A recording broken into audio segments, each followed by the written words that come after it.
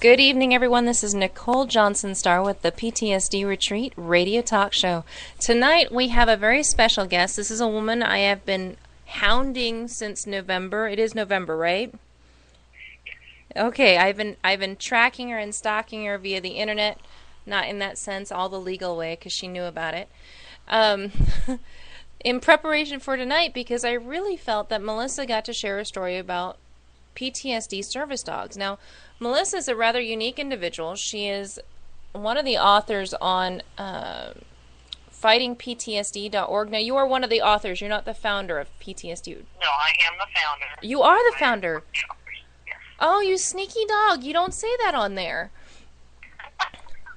That's kind of the point, though. Well, it worked. So Melissa's the founder, which is even cooler because you get to hear why she started and all that other stuff. So now Melissa is an Army veteran. She was a medic with the 86th Combat Support Hospital in Kuwait and Iraq for Operation Iraqi Freedom. And she has been actually diagnosed with PTSD right after she got back from her deployment. Now, she's also a unique individual because she can actually talk from multiple different trauma perspectives, because you're also a survivor of MST, correct? Correct. Now, for those of you who are not military, MST is military sexual trauma. A lot of individuals on the outside are dealing with this, and more people are coming forward about rape and sexual trauma. So Melissa is also awesome because she has a dog, a wonderful dog. She's like me. That automatically makes her cool because her dog, his name's Chauncey, and mine's Bear, by the way. One day those two can meet.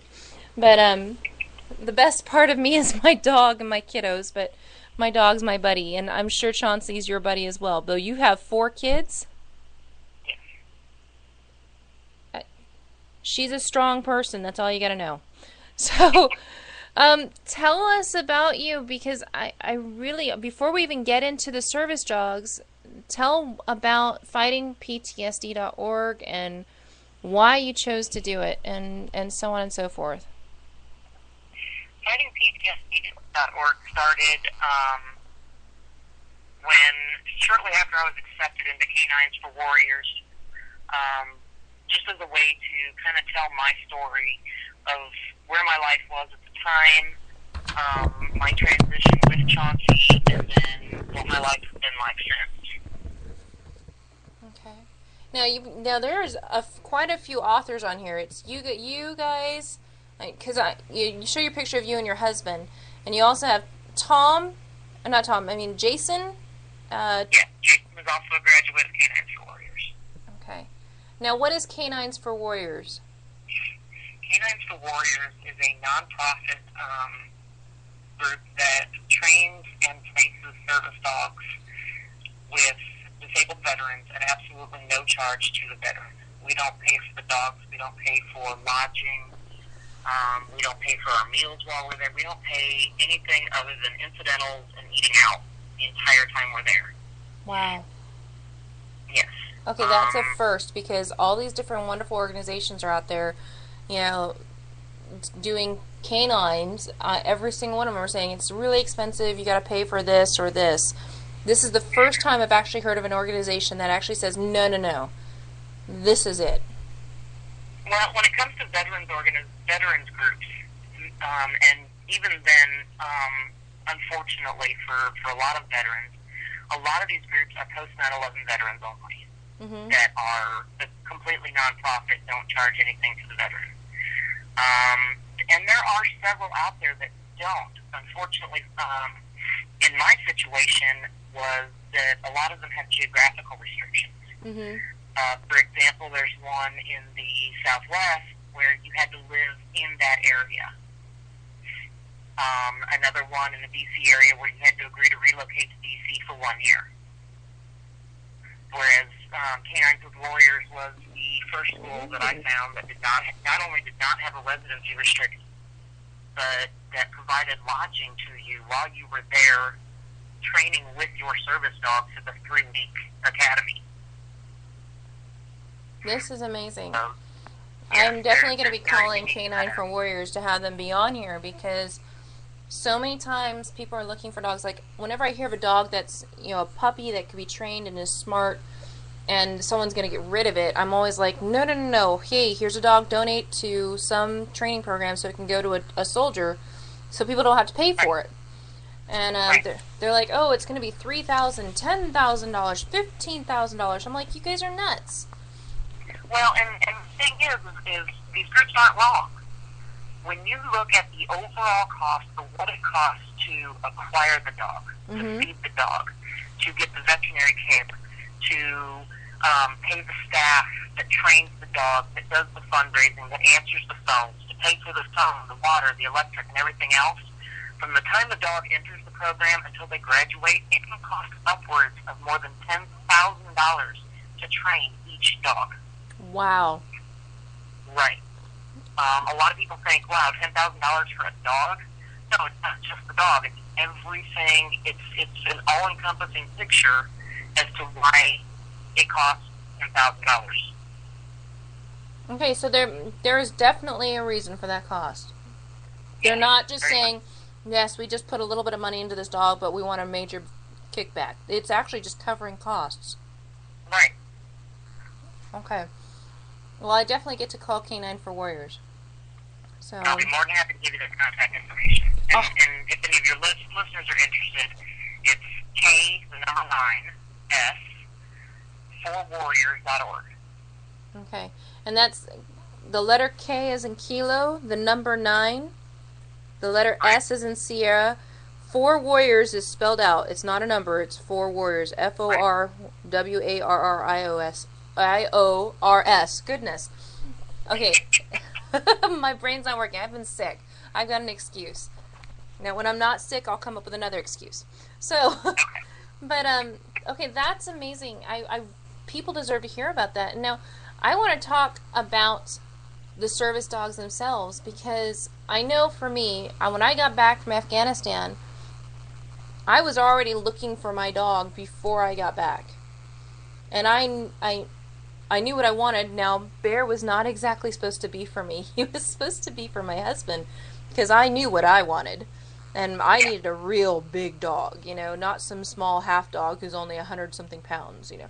But, but Bear ended up being the perfect companion for me, and he's been 100% my dog. And when I've had nightmares, when I've had moments where I was completely frozen in fear and, I mean, seriously shaking and having these terror moments, my dog was there for me. Flashbacks, everything. So how is it that Chauncey came into your life, and how has it been for you, and why do you think it's so important that there be service dogs for individuals with PTSD? How's that for a major compound sentence? Well, I mean, first I want to start with the fact that, I mean, it just came out earlier today that just the active duty suicide rates for 2012 outpaced the combat deaths in Afghanistan. Mm-hmm. And they're expecting the number to go up. And when you include the number of veterans that commit suicide every year, 20%, it's estimated that 20% of all suicides are committed by veterans. Mm-hmm. And there's a lot of reasons for that, but a lot of these veterans have post-traumatic stress disorder. They have traumatic brain injuries. They go to their providers and they get put on this medication, and it helps some, but not enough. So they get added, this medication added. Well, between the two of them, side effects. They get this medication added on and this medication added on, and before you know it, these veterans they're lost, and they don't know which way to turn. They don't know where to go, and the thing that I've learned with Chauncey is Chauncey does more for me than any medication I have ever been on. Darn Skippy. Hands down, does more for me than any medication I have ever been on.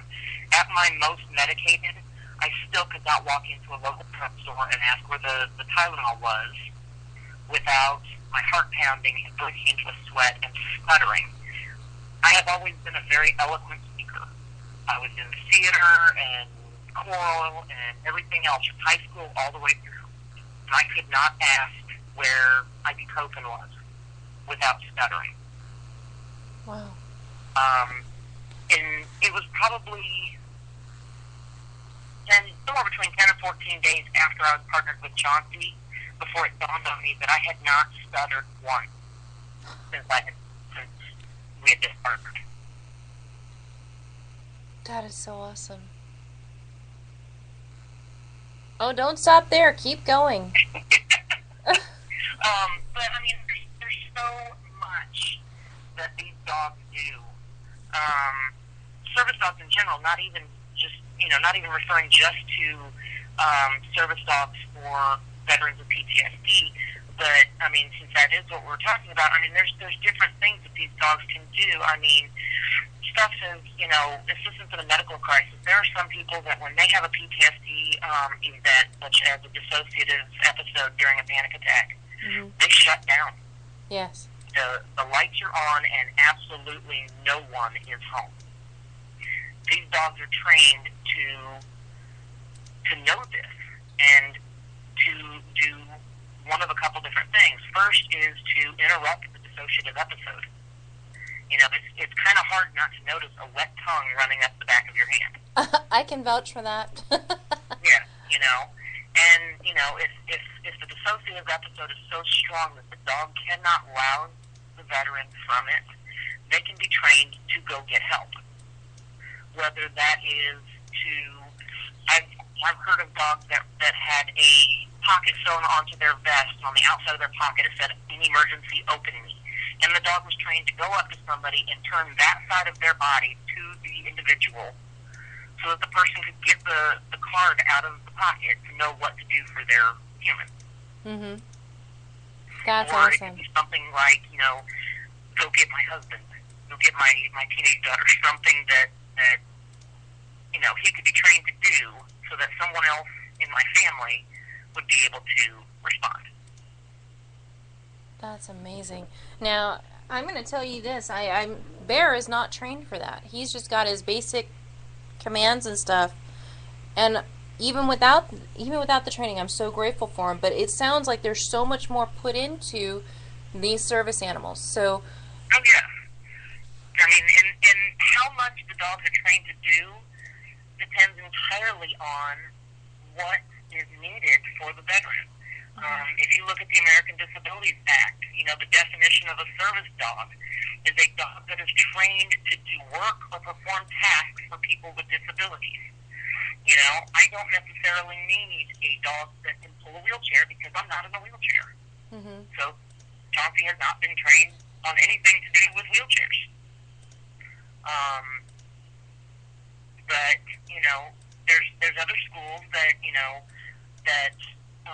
train dogs for veterans who have far more catastrophic injuries that will include training such as wheelchairs and object retrieval and stuff like that, because that's what I don't want to say clientele because that makes it sound like it's about the money, but that's what they gear their dogs toward, is that level of disability. So each dog is specifically trained for their owner, for their partner. Yes, they'll all have a basic amount of training. Because to be a service dog, there are certain things that are expected of that dog. For example, for Canines for Warriors, we have to recertify with the American Canine Association Canine Good Citizen Test. Okay. Every year we have to recertify that our dogs are maintaining at least X, Y, and Z minimum standards. Yep. And a lot of schools have far stricter codes than that. Other schools, not so much. I mean, it varies on the school. It varies on, like I said, the different tasks that your dog is trained with. And just like us humans, if we don't use a task for a while, we forget how to do it. It doesn't take us long to catch back on. Same thing with the dogs. If it's been a couple months since I've needed Chauncey's help climbing the stairs. The next time I need his help climbing the stairs, I know he's going to be a little off on, what does Mom want me to do again? Because it's like anything else. You don't speak a foreign language for a year, you're going to be a little rusty when you go to speak it again. Just a wee bit, like a whole lot. You know, I'm going to ask a question. You know, for those individuals, now, folks, as you know, this show is always for educational and information purposes only. If you are an active duty soldier still in the deployment cycle, okay, anyone who's active duty, you know you're going to deploy. The only ones who aren't are those who have those permanent profiles with a 3 on their permanent profile. You guys are the only ones who should not be deploying. So, that said, if you are active duty, do not get a service dog unless you know you are actually going to be able to be with that dog and you're not deploying, because they are designed for you and you alone. They're not the family pet. Would that be a lot of schools will not issue a service dog to those who are still active duty for that reason. They don't want to risk putting the dog in harm's way by sending them downrange. Yes. So now I didn't even know that was possible. But I won't even go from that standpoint. But strictly, you know, just from the dogs. One individual, we took a dog for a soldier who was deploying, and he left the dog with us because apparently when he had just gotten back from a deployment and only had a few days before he was going to his next deployment, and his house and his dogs were totally traumatized in his absence. And so and this dog was brought to us so we could, you know, see if it would fit in with our family. And long story short, the dog was so traumatized that it could not be with our family. It needed a no-dog home where she knew she was going to get fed every single moment and she didn't have to fight for it. And but when you're talking about these dogs, can an individual who has a dog already, like let's say I already have Bear, but I would love to get him trained up to where, even though every single time I've had a moment where I had to have somebody, he's been there for me, could I get him trained? It really depends on the school. There are always private trainers that will help you train your dog up in the tasks that you want him to learn. You can look in most phone books if you're in a decent enough sized city and find dog trainers. Now, whether or not they specialize in individual tasks or just, you know, your basic canine commands, that's going to be, you know, that's going to vary by the trainer. But, you know, if for some reason you could not get to, you know, Canines for Warriors or one of the other geographical-based canine academies, that's always an option, is to hire your own, but at that point, funds are coming out of your pocket. So it's not an option for everybody. Okay. Now, that I did actually happen to know that answer. So this was one of those, hey, I'm not just saying it, there's someone else who actually saying the same thing. So I'm grateful. So thank you. Just so you guys know, I got Bear on my own. I got him. Matter of fact, I got off the plane, jumped in my car, and started driving to go pick him up. So I didn't even get out of my uniform. And so he was not a trained dog per se. He was a dog that was on a kill list that had been very badly abused. And I grew up training dogs with my mom, so this was something that I was familiar with. And Bear was what my husband wanted. Ha ha. So yeah, well, dogs do choose their human. And he definitely chose his human. And when he's pissed at me, he then chooses his other human. But you can take your dog. There are, you can do, just to starting out, PetSmart and Petsco do have a very inexpensive training program where they'll help you train your dogs from the beginning all the way up to certified good citizen. So you can get that done through them. Say again? Not all of those stores that you mentioned will always have a Canine Good Citizen certified instructor. That is true. So if you don't have it at one, check the other. There you go. You heard it from the source herself. So don't feel discouraged if you're like, well, I already have a dog. I can't have another dog. Do not feel discouraged. You can get your dog certified. And, by the way, you can also get... Now, Melissa, I would love to get your feedback on this because I happen to know this because we had to do this for another veteran. But I want to know if this is common because we were able to get her a health certificate for her dog. and also get her dog certified as her companion. All right, let me say something for your listeners first. Okay. When it comes to service dogs, there is absolutely, positively no such legal entity as a service dog certification. It does not exist. Okay.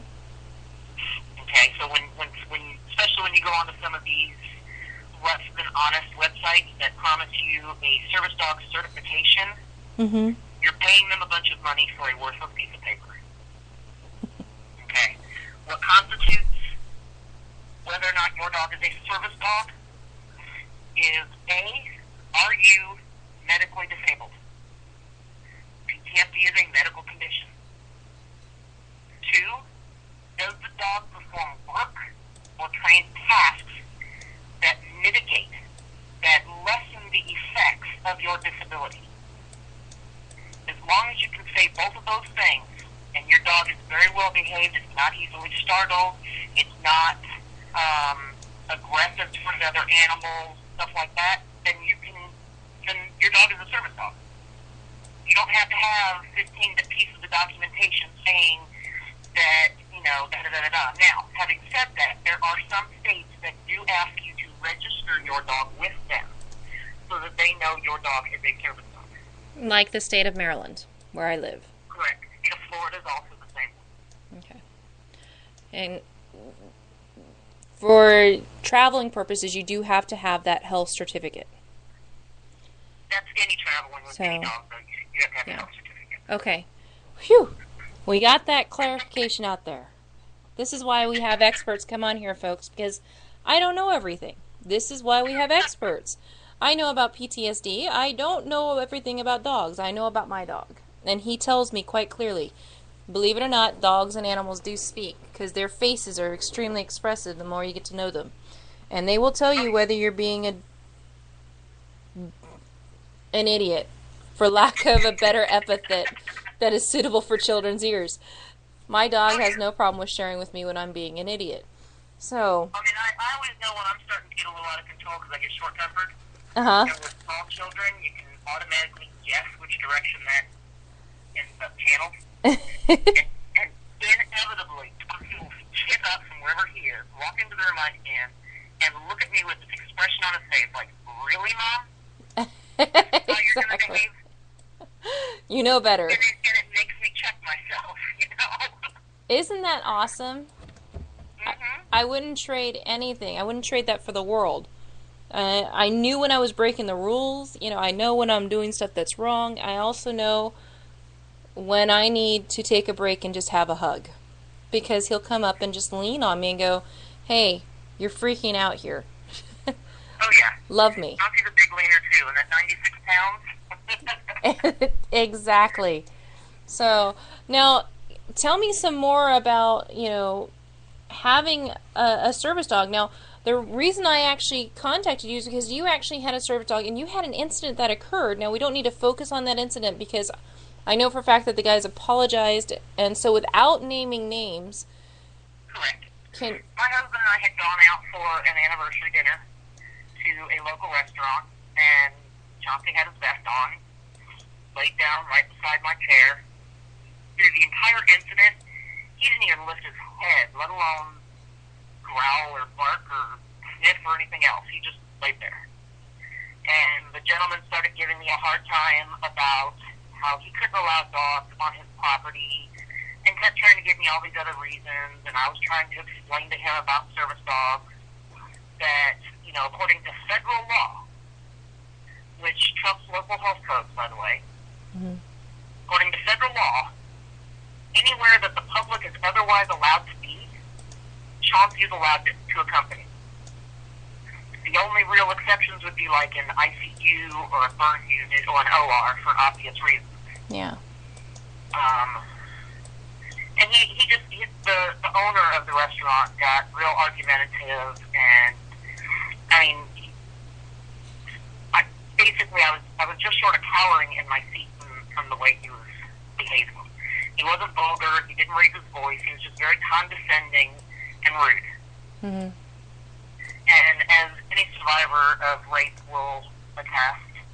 When you're confronted with a member of the sex that assaulted you, and they start acting domineering and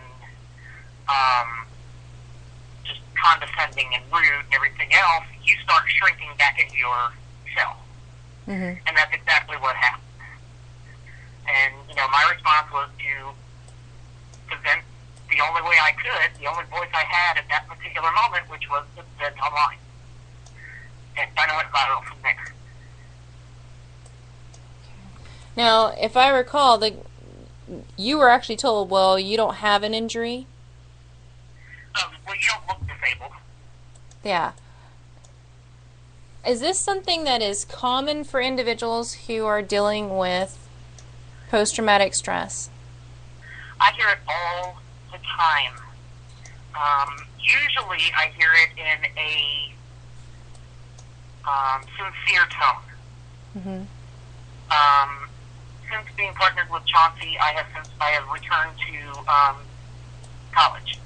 Yay! And so a lot of times, yay! So a lot of times it's somebody that I've gotten to start talking to and stuff like that. And they have gotten to a point where they feel comfortable enough with me to ask a little bit more personal questions. Mm-hmm. And depending on the relationship I have with them, and to be quite frank, depending on my mood, Yeah. will determine the extent of the answer that I give. To some people it's just well, what does he do? He helps me with my disabilities. And for other people, I'll explain in detail. Mm-hmm. This is how he helps me with my disabilities. Well, you don't look like anything's wrong with you. Well, I have post-traumatic stress disorder, and then I'll go on from there. Yeah. Now, what do you suggest for individuals who are struggling with being approached in this manner?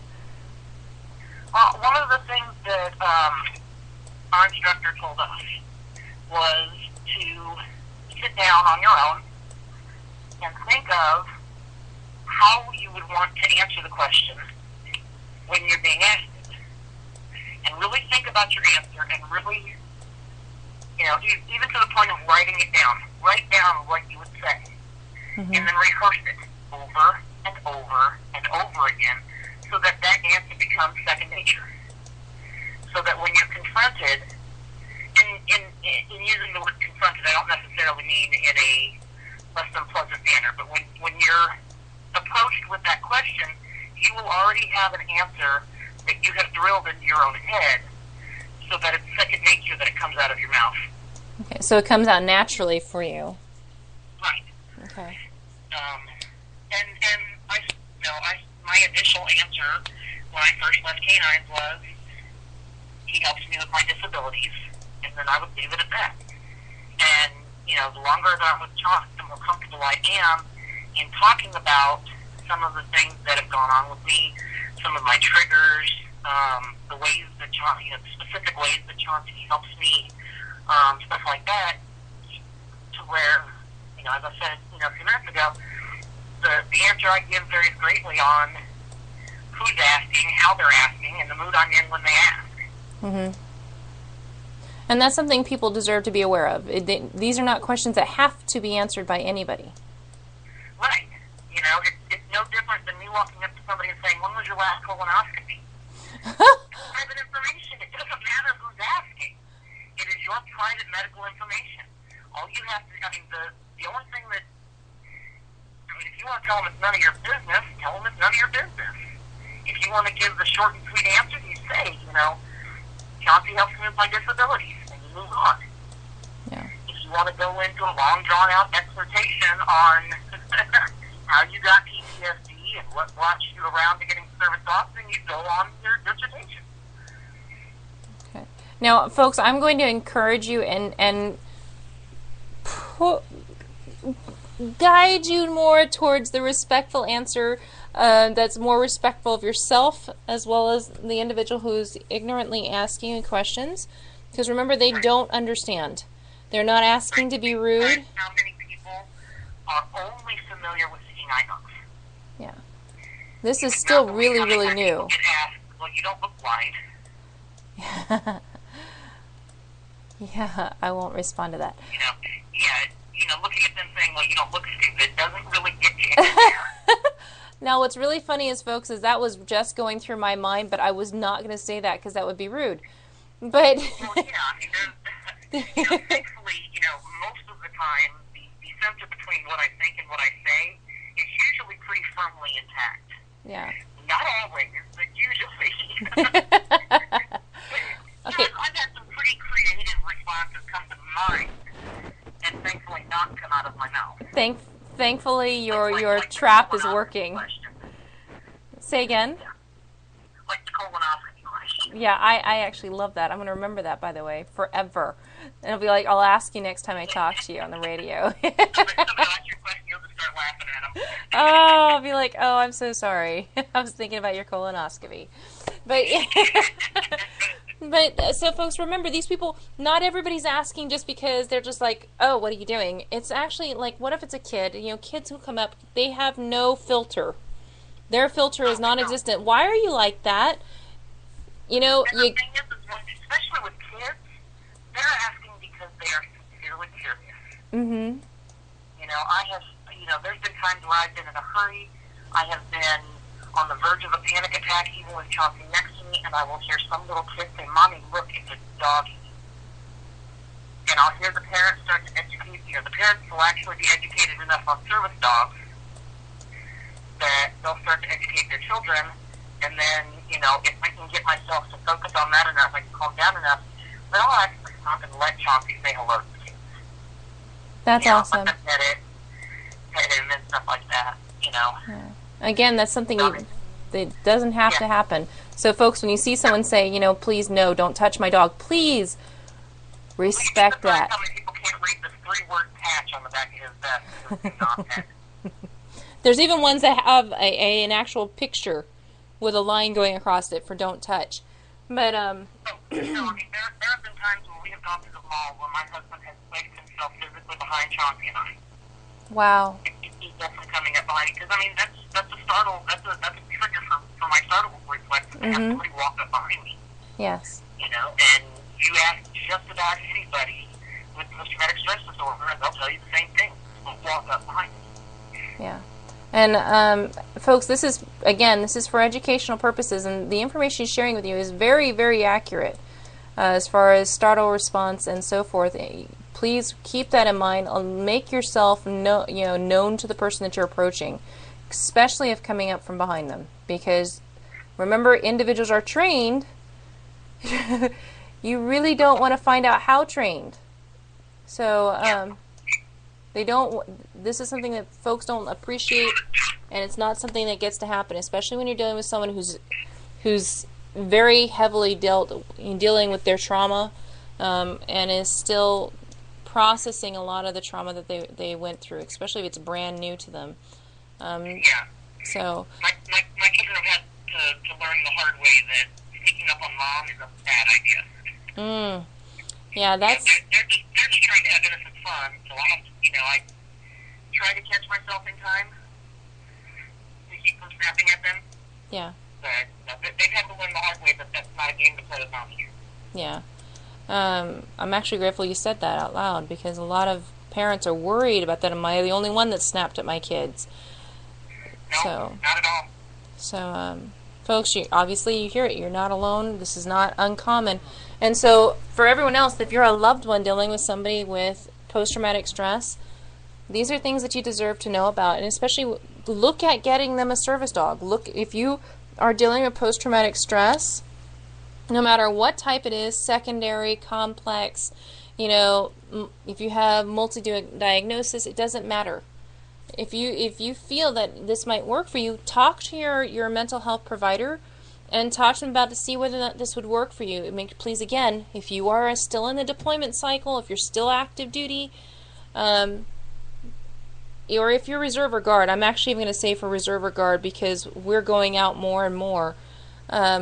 Please do not get a service dog. These are not family pets. This dog is for you. So, Melissa, I'm going to ask this. You brought up about your own triggers and about having a service dog. Can I ask you, are you open to sharing, some of the ways that Chauncey has been there for you? I mean, in general? other than the obvious, I know he's with me. I know he has my back. If I'm feeling nervous that he's walking around cool as a cat, I know there's not a threat right there. Mm-hmm. I know there's not somebody lurking around the bush, or he's going to lurk to it and be tilting his head trying to figure out what's there, and, you know. Okay. Now, just so you aware, it's not obvious to everybody, because some people have never been around a dog. Right. Shock and surprised. Yeah. Dogs' sense of smell and hearing so far outscopes anything of human comprehension. That's why they make such great guards. They can see and smell and hear things long before we do. So, you know, when I'm, especially like this past week and a half, when my kids are back in school, but my classes haven't started up yet, so I'm sitting at home by myself, Mm-hmm. every little noise has me on edge, wanting to get my weapon out of the safe, just to make sure, you know, that, you know, somebody's not going to come through my back door. And then I look over at Chauncey, and he's laying there sound asleep. Well, if he's sound asleep, I know somebody's out in my backyard getting ready to come to my back door. Definitely a good clue. Yes, and that's something that these dogs do for a lot of veterans. A lot of veterans, you know, couldn't sleep more than an hour or two at a time before getting their service dog. And, you know, they'd wake up and their dog's still sound asleep, and they'd realize, all right, I can go back to sleep. Mm-hmm. And they were actually getting rest without all the medications and side effects and stuff like that. Which I personally think is amazing. These dogs are amazing.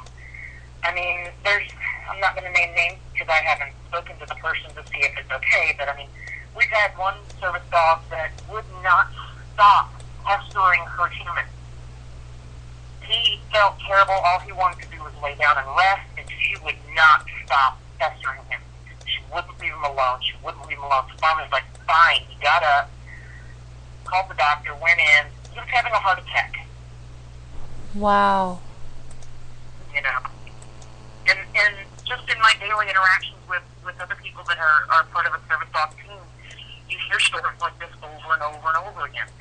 You know, they're not always that dramatic. They don't have to be. As simple as what happened with me in the end of November. I was supposed to go to a fundraiser for another service dog school that also trains canines for disabled veterans. And I was going to hear the keynote speaker, but also to show support for another school. And the keynote canceled. Well, in setting up the banquet hall, they didn't think about, you know, okay, are we going to have any veterans that have PTSD present? Oh. They set it up just like any other banquet hall. So I sit at the back of all the tables, not realizing that's where everybody was going to be walking behind me to get to the drinks and stuff like that. So I'm just about to have a panic attack and everybody's walking around behind me. So Chauncey and I get up and walk to the back of the room, and I just sit on the floor with my back to the wall. I can still see what's going on in front of me. You know, I've got Chauncey right there. I'm petting him. I'm focusing on him. I'm trying to do everything I'm supposed to do to calm down. Mm-hmm. And then, you know, one of their founders gets up and starts talking about it, and it was like listening to somebody who knew everything there was to know about the ocean but had never seen it. So I went over to one of the other founders who had actually invited me and told him, look, if you would like to have somebody who's been there, done that, and burn the t-shirt, to get up and explain to people what these dogs can do for us, I'd be more than happy to. In 15 minutes time, I went from sitting with my back against the back wall, having a panic attack, to standing in front of about 50 different people that I had never met before in my life, telling them what Chauncey means to me. Wow. Yeah.